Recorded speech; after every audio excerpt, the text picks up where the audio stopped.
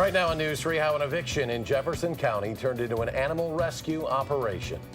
And protests across the country tonight, including here in Madison. Thousands demanding protections from the Mueller investigation. This is News 3 at 10. Good evening and thanks for joining us. We will have those stories in just a bit. But there is a chill in the air tonight, and later on overnight there may be some snow as well. Some places could even see a little accumulation. Let's check in with meteorologist Dana Fulton. She's in the Weather Center with an update. Dana? We are talking about measurable snowfall moving in right now throughout southern Wisconsin. To start off your Friday morning, things may be a little slick and a little white outside. Here's a look at the last 3 hours for us. We've watched the light snowfall slowly move into the western edge of the state. Starting to see just a little bit at the edge of Sauk and Dane County for us. Much of the snow is still over towards Grant County, Iowa County right now. As far as how much is falling, just look, a few hundredths of an inch per hour. So it is really genuinely just light snowfall falling currently. Some flurries even for some areas. Not expecting a very heavy snow event overnight, but we have quite a bit moving on in. So we are going to see our totals, our accumulation totals climb. Temperature-wise, we are below freezing at 31 in Madison and in Monroe, about 34 still in Janesville, but a very cold night is ahead. Not much of a wind chill to factor in. That's the good news. Our wind speeds will stay fairly light in the single digits overnight, but our snowfall is going to linger with us as our temps don't climb. We continue to see snow into tomorrow morning, and it will stay through the afternoon as we stay below freezing. Because of this snow event, we do have an alert day in the forecast for Friday. May see some pretty slick roads for your Friday morning commute, but we'll break down that timing for when the snow is expected to end and how much we are expecting to see over the next 12 hours or so in just a few minutes. Dana, thank you. About 10 animals are hoping for a new home after the Jefferson County Humane Society rescued them this afternoon. The veterinarian that helped with the rescue told our Amy Reed the animals won the lottery compared to the way they had been living. New tonight, Amy tells us more about the conditions these animals were in and why the Humane Society is bracing for more. It's not every dog's favorite thing, but for this puppy, a fresh bath is symbolic of a fresh start. Today, along with 4 other dogs and 5 cats, she was rescued. This is dirty. There's no light. There were dead rats in this one hallway. Veterinarian Kelly Cusdas told us what she saw when she rescued the puppy, and she sent us these pictures. She and the Humane Society were called to this home after the woman living here was evicted. She kept dozens of animals. Aside from the rescues, 1 kitten was found dead, and an old, blind, deaf husky with a visible growth had to be euthanized. Legally, because they're her property, the woman was still able to bring 5 dogs and 8 guinea pigs with her. The animals that we were able to bring to the shelter, they just won the lottery. And I don't know if that woman has a place to spend the night tonight. I don't know where she's going. And those 5 dogs and 8 guinea pigs, I don't know what's going to happen to them. She said she doesn't want to judge, but this has happened before and likely will happen again. And as far as Cusdas knows, the woman did nothing wrong by the law. It just seems to me that it's a lose-lose. It's making her life more challenging to find another place to live, and the animals are the biggest losers. These animals that were rescued are just going through their checkups, but there are plenty of adorable dogs and cats there that are up for adoption right now. Cusdas says this should serve as a lesson to spay and neuter your pets and make a positive impact on their 2 short lives while they're with us. Amy Reed in our news center tonight. Amy, thank you. The Sears store at the Janesville Mall will likely be closing early next year. According to an official with the city, Sears, along with the Automotive Center, will close on February 3rd. It's unclear how many employees will be impacted. This would mark the second big closure for the mall after Boston's store closed months ago. Several protests across the country tonight, including here in Madison. People are upset with President Trump. They say he's trying to derail the investigation into Russian interference in the 2016 presidential election. Yesterday, the president requested Attorney General Jeff Sessions resign from his position. He was replaced with acting Attorney General Matt Whitaker, who in the past has been critical of the Russia probe. These protests also happening tonight in several big cities across the country. These are shots from the rally in Chicago. People also filled Times Square in New York City and in the nation's capital right outside the White House. This week's election has reignited the hopes of teachers in Wisconsin, in part because they believe change is on the radar of the state's governor-elect. The question on many of their minds is what's going to happen to Act 10? With Tony Evers scheduled to take over the office come January, many teachers are standing by, waiting to see what the future holds in terms of regaining access to collective bargaining. Democrats are hopeful Evers will bring change. Republicans are not sure this will even happen, with Republicans controlling much of the legislation. This has been a really difficult time for folks working in public education, and we're really looking forward to seeing a change in how we're portrayed in the state. I don't think it's something you could even create any momentum for within a Republican legislature. We reached out to Tony Evers, and his campaign manager says Evers doesn't think a bill will even make it to his desk, but is adamant on making sure workers have a voice in their workplace. 85-year-old Supreme Court Justice Ruth Bader Ginsburg still in the hospital tonight after fracturing 3 ribs in a fall in her office yesterday. The court says she went to the hospital this morning after experiencing some discomfort overnight. Madison Elementary School was briefly put on lockdown this afternoon while police searched for a shooting suspect nearby. Nearly a dozen shell casings were found on Northport Drive. Witnesses say the gunman shot at a car with 3 people in it. The bullets hit the trunk and lodged in the back seat, but no one was hurt. In a letter to parents around 3:40 this afternoon, Lakeview Elementary School said it would be holding those students who walk home until they receive the all clear from police, and that all clear came about a half hour later. Police say a 28-year-old Marine veteran who may have been dealing with PTSD was the gunman who killed 12 people in a bar in Thousand Oaks, California overnight. He apparently took his own life as police moved in. Among those killed, Sheriff Sergeant Ron Heelis, who was shot as he ran into the bar. Thousands honored the 29-year department veteran as his body was taken from the hospital to the coroner. A motive for the shooting is unknown. A Janesville police officer has resigned following an OWI arrest. Jose Torres was still under his probationary hiring period when he was arrested on Monday after crashing into a pole near Afton Road and Crosby Avenue. Chief David Moore says Torres was at twice the legal limit and had his 9-year-old son in the car. He had previously faced discipline after failing to show up to work. Torres has not yet been charged, and a court appearance has not yet been scheduled. A Madison teacher is on leave tonight pending an investigation. The Hamilton Middle School teacher is accused of using a racial slur against one of her students. The 12-year-old student says she and classmates were messing around on Google Translator when the social studies teacher overheard them and asked, quote, "How would you feel if I called you the N-word?" The Madison Metropolitan School District tells us it is conducting an investigation into that incident. The Dodgeville community giving public input tonight on a proposed power line that would cross Dane, Grant, and Iowa counties. The Wisconsin Public Service Commission holding these meetings to discuss the proposed 100-mile-long Cardinal Hickory Creek transmission line. Input collected from these meetings like this will help determine an environmental impact statement that will be considered in the approval process for the plans. Community members say they have questions about how the plans could impact the landscape. We have special environmental concerns here. We have special species, both flora and fauna that may or may not be affected depending on what the route is and all of that comes out. But it's just an affront to this special area. And there will be additional meetings in Madison on the 12th and in Lancaster on the 14th. Still ahead tonight at 10, an update on the chances for snow overnight. But first, was this summer's record flooding a once-in-a-lifetime event, or is this a new normal?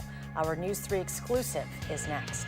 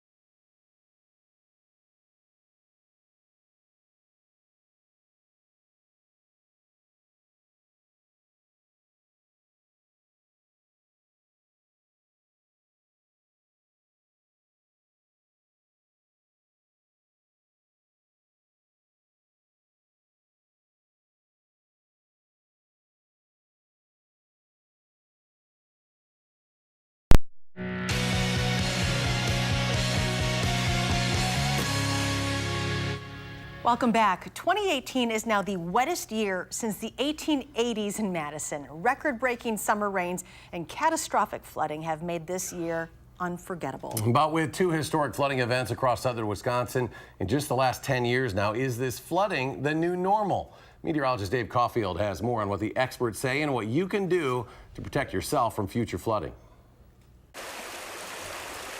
Sun shines on a crisp fall day in Cross Plains. The Black Earth Creek babbling but behaving. A colossal change from 2 months ago. That far fence line, see where that line of leaves comes? That was the water level. For 30-year resident Jeff Meyer. We had a 30-foot river from that curb all the way to the front stoop of the house. More than 15 inches of rain in 24 hours' time destroyed Meyer's lawn and flooded his basement, part of his garage, and 2 of his vehicles. Jeff battled the barrage of water until 5 in the morning, but soon it was too much for the sump pumps, shop vac, and any amount of manpower to handle. For Meyer, the cleanup has been a non-stop struggle. For winter, getting somewhat of a lawn put in, get a tree removed, trying to line up in contractors inside to fix drywall damage. How much have the costs been over the past couple of months? Close to 40 grand. This is a brand new threat that we need to react to ahead of time if we want to stay ahead of it. UW professor of meteorology John Martin says climate change is contributing to more downpours and flooding across southern Wisconsin compared to 50 years ago. The warmer the air gets, the more water vapor there is to squeeze out in the types of storms that come by, especially summertime storms that come by and can drench us in sort of extreme rain events. And the atmosphere isn't showing any signs of slowing down. Climate projections from the UW show a change in 2+ inch per 24-hour rain events of 2 to 5 days per decade. I think there'll be new places, as you say, that'll be surprised that they are actually more subject to flooding than they used to be. It was very trying times for the community. American Family Insurance agent Mike Grazinia lives just a few miles from Jeff Meyer. He watched helplessly as hundreds of his neighbors navigated the aftermath of the rain without flood insurance. What's most surprising is with all the people and the damages, we've quoted some, but nobody has yet to buy one since the flood.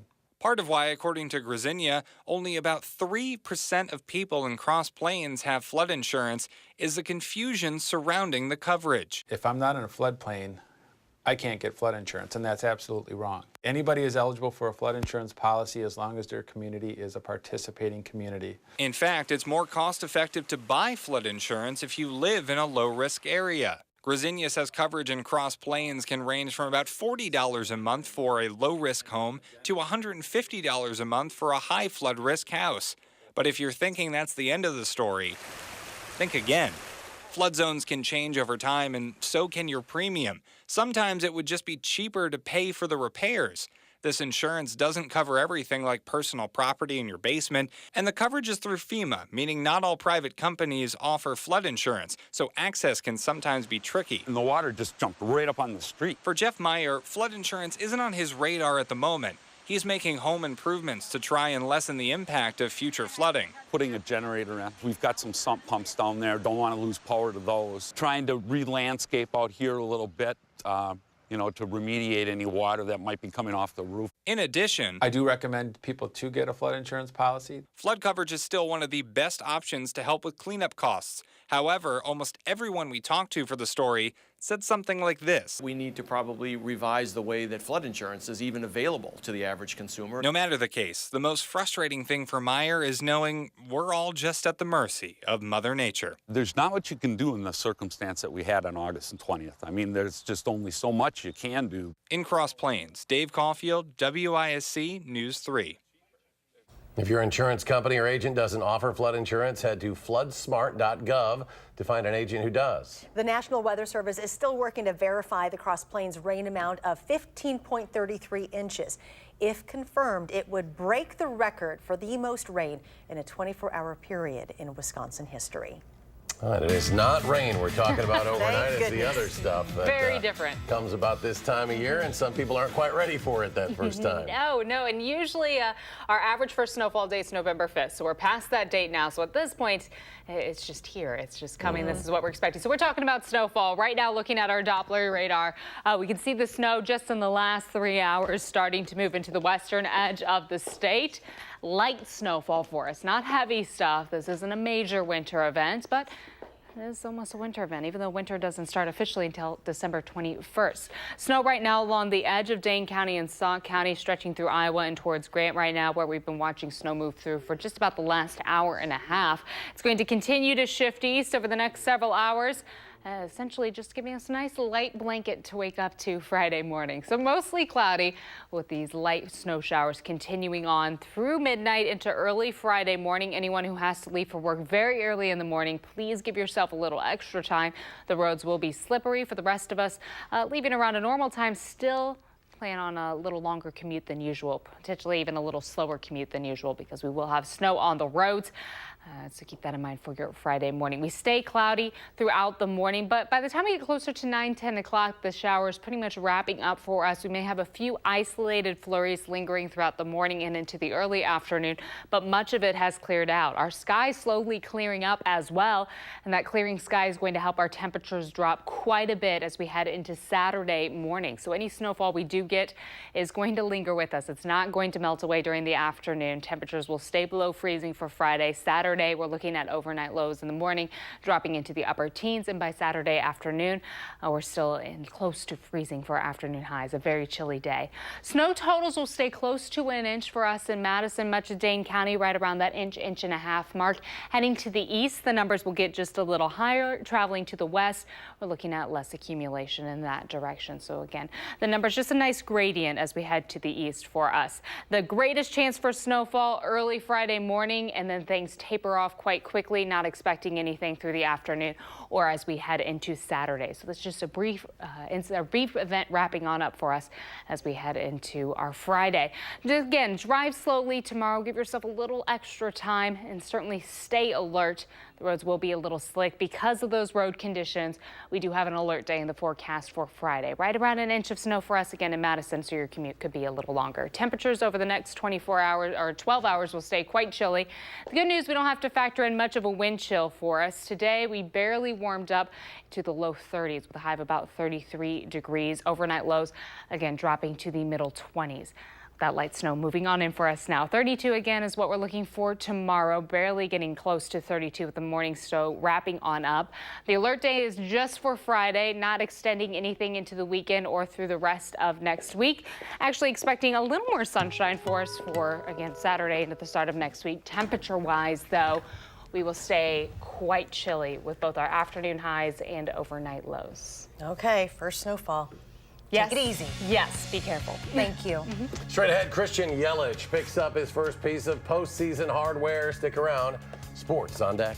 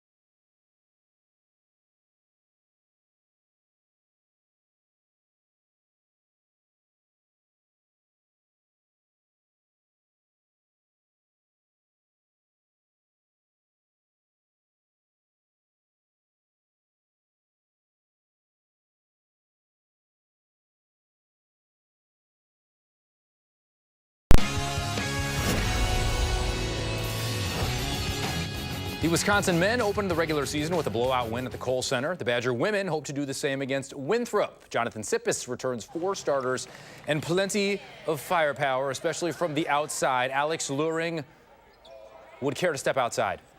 Catch, shoot, she buries the 3. Nia Beverly assisting Courtney Fredrickson. The easy deuce, she had 14 points and 11 rebounds, and Fredrickson starts the giving. Kendra Van Leeuwen. Marcia Howard around down. She had 18 points, 14 boards. Badgers win 76-41.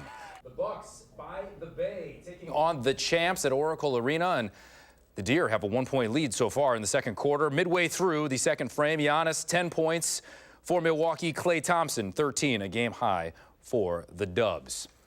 Mark Johnson, Wisconsin hockey's all-time leading scorer, 1977 national champion, 2-time All-American, leading scorer for the USA during the Miracle on Ice gold medal run, 11 years in the NHL, winningest coach in NCAA women's hockey history, 4 more national titles there. That is the extremely condensed version. Now his number 10 will be the first one retired to the Kohl Center rafters. Ty Emberson wears it now. After that, I don't think we'll see it for a while. Men's head coach Tony Granato says Johnson is the best college player of all time. That's hard to argue. I don't do rankings. At that time, you're just trying to fulfill the dream of playing and not embarrassing yourself and doing well. And, you know, and as I look back, you know, the 3 years I spent here and the ability to improve and get better gave me a chance to play in the Olympic team, which gave me a chance to play, you know, 11 seasons in the National Hockey League. So a lot of good things happened here, and very thankful to, you know, the people that touched my lives as far as the coaches, assistant coaches, you know, people that had an influence on my playing career. Back-to-back losses at North Dakota dropped the men's team to 4-4. Tony Granato's Badgers heading into a huge weekend as they host number 16 Minnesota Friday and Saturday night. The Badgers have played their best hockey when they start fast and don't let teams in. Granato wants to revisit that strategy against the Ghosts. When we do play on our toes and we do play hard, we can show through the first 8 games, 4 of them, you know, we played great hockey. That it doesn't matter who you play or where you play, you can have success. But if you get yourself in penalty problems, and if you get, you know, yourself on your heels and you wait to see how the game's going to be played, you're probably going to be chasing it all game. And I think that's the lessons through the first 8 games that I've learned about our team, and hopefully we've learned as well. A big loss, literally, for the Badgers defense. Senior nose tackle Olive Sakapolu out for the rest of the season after having surgery on his injured right arm. It happened in the Northwestern game. Too much to come back from. Olive racked up 23 tackles, 2 sacks, and an interception in 8 games this season. Well, gold gloves are for defense, silver sluggers for offense. Brewers outfielder Christian Yelich picked up his first off-season hardware today. The presumptive MVP winning his 2nd career Silver Slugger award, career highs in batting average, homers, RBIs in his first season with the Crew. The Silver Slugger award voted on by Major League Baseball coaches and managers. Stick around, one more break, and then we put a bow on the show.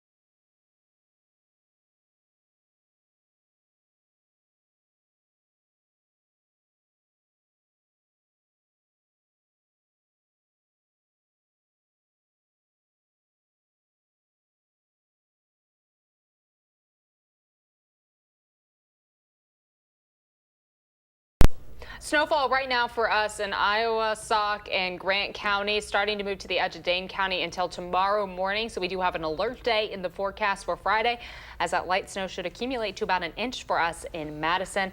So please be a little careful as you're heading out the door tomorrow morning. And they'll have more on News 3 this morning. Thanks for joining us for News 3 at 10. Do something good, and we'll see you back here tomorrow.